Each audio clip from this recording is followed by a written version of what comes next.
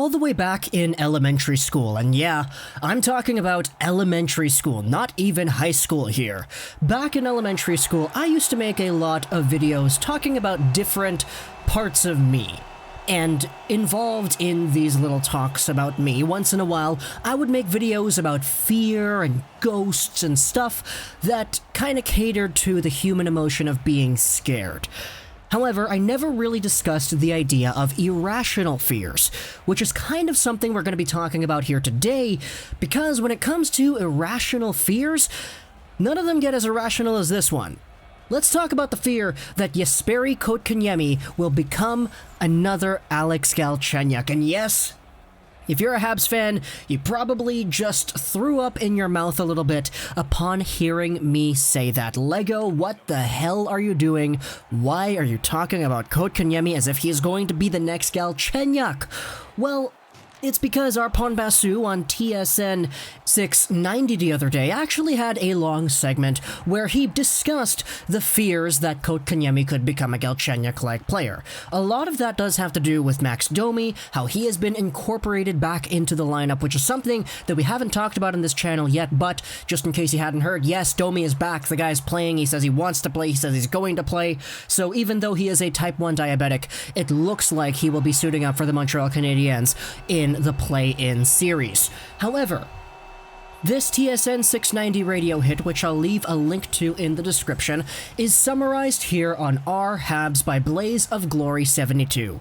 We'll be taking a look at his analysis and his overall summary of this radio hit and pull some of the more interesting ideas from it to use in this discussion video. Let's talk about Jesperi Kotkaniemi and whether or not he is going to play on the wing, and why exactly that could incite some fear amongst Habs fans. Melnick kicks off this discussion by asking if the return of Max Domi will push Jesperi Kotkaniemi to the wing. Basu isn't sure how this situation will play out. Domi can play the wing, but he is probably better than Kotkaniemi as a center right now. So the question becomes, do you play KK on the wing or keep him as a center and don't play him at all? Basu thinks the team would be better served by playing him on the wing than not keeping him in the lineup. So pretty much, the two alternative options here are you keep Jesperi Kotkaniemi as a center, but have him play behind Danault, Suzuki, and Domi. Potentially as a fourth line guy, or potentially not even in the lineup at all. So the alternative here becomes, do you move Jesperi Kotkaniemi to the wing so he can play alongside of a guy like Suzuki or a guy like Domi and actually get some top 9 minutes? Because that way he gets some ice time, he gets some playing time, and we actually get to see what he is about. The idea is brought up because Max Domi is a guy who, even though he can play the wing, he probably is a better NHL caliber center than Jesperi Kotkaniemi is right now. So you want to keep the guy at the center position because he's the best option that you have, and, you know, there's not really anything to that. People shouldn't freak out and get visions of Alex Galchenyuk if we do end up playing Kotkaniemi on the wing, though. The organization sees him as a center, so playing him on the wing shouldn't be a big deal. And honestly, that to me was not a concern that I had at all until I actually listened to this radio hit and took in what they were talking about. Hey, you know, Jesperi Kotkaniemi is a 3rd overall pick who was drafted by the Habs to be a center. Eventually, he gets moved to the wing, and then he's probably doomed to staying there and eventually rotting his career away in Arizona, Pittsburgh, and then Minnesota, right? Well, that's probably not the case here because, unlike Alex Galchenyuk, the Montreal Canadiens legitimately do see Jesperi Kotkaniemi as a center going into the long-term future. Seeing guys like Alexander Barkov, who had a similar profile to Kotkaniemi a few years ago, and just taking a look at how Finnish centers have developed over the past few years, it certainly isn't surprising to me to hear that the Canadiens want to keep this guy at center. But going into the play-in series, if they do indeed decide to put him on the wing, that may not be a bad thing.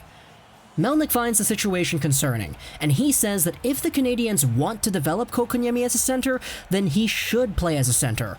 Arpon Basu is fine with it, as long as it is only temporary. If it carries into next season, however, then it will become concerning, and that is probably the most true thing in this entire article.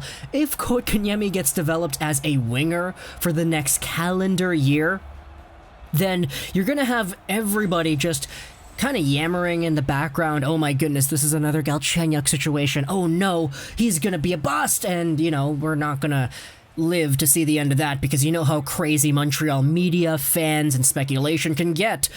But this radio hit in particular actually has a few more really interesting Kotkaniemi related highlights that I wanted to go over here. A few points down in the Reddit post by Blaze of Glory talks about Dale Weiss.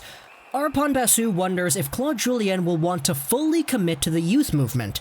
He brings up a guy like Dale Weiss, who could get kicked out of the team if someone like Kotkaniemi makes the team.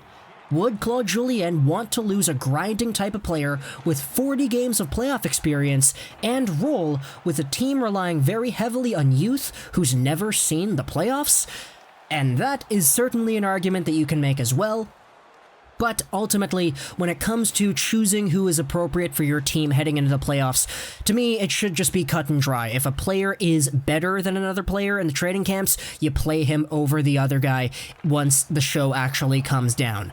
So if Kotkaniemi is in a position where he outworks Dale Weiss and he actually proves that he belongs on this team, then plain and simple, he is just the better player in the moment and he would be more suitable to playing hockey games than the other guy. Sure, playoff experience is indeed valuable, but if the player doing it is just not good enough than the other guys on the team, then you could debate whether or not it is that valuable in that context. But going over onto the last actual thought here on Jesperi Kotkaniemi that's mentioned in this radio hit, it's probably the biggest one, and one that we hadn't hinted at towards in this entire video so far.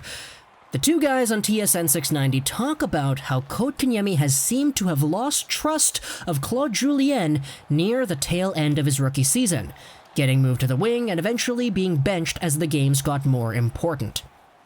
Arpon Basu thinks that with his injuries, Kotkaniemi was never really able to gain his footing this season, and never could fully regain that trust with Claude Julien. He also talks about how it seems like KK never really understood why he lost Julien's trust. Now, this is a thing that I hadn't even thought about once during this entire Jesperi Kotkaniemi thing.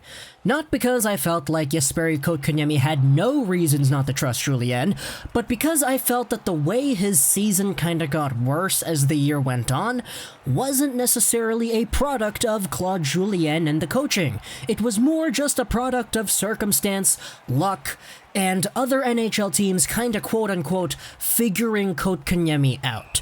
So with the whole idea that Kotkaniemi ever since the end of last season has been in a position where he doesn't feel like he's earned Julien's trust, it's pretty strange to me, man, not gonna lie. Certainly it hasn't been anything that I've thought about over the past few months, but now that it has entered my mind, certainly aspects of that kind of idea are going to present themselves a little bit more once Jesperi Kotkaniemi gets a little bit more time in the spotlight as his career goes forward. Maybe during the play-in series or maybe even next season, all this stuff goes away and Kotkaniemi proves himself as the beast that people were saying that he was capable of being at practice, and maybe all he needs is one really good stretch to kind of put to rest this entire idea of Claude Julien not trusting him, because if he plays well, he'll probably get ice time, and if he gets ice time, then everybody is happy here because he's going to be good, and when a player is good, you know, you want to let him play more. So hopefully as the season goes on and the play-in series and all that goes on, we get a little bit more of this trust rebuilding between Kotkaniemi and Claude Julien. Of course, that's only going off of what's said here on 690. If all this stuff said is not really true, then there's no reason to worry. But at the same time, the fact that Kotkaniemi's season wasn't all too great last year does make for some very interesting conspiracy theory mumbo-jumbo stuff going on. Again, you know how crazy the media over here is in Montreal, so talk to me in the comments below what you think about this whole Jesperi Kotkaniemi situation, these concerns on whether or not Max Domi is going to knock him out of the lineup, whether or not they should prioritize a guy like Weiss over him, and whether or not he has had a distrust with Claude Julien. Tell me all about what you think in the comments section section below, but that kind of wraps up our video here today. Do I think that this is the most important thing going on in Habs Nation right now? Probably not, but at the same time, I felt like it was worth talking about, so that's why I made a video about it here. I hope you enjoyed this video. So that's 99, and bye.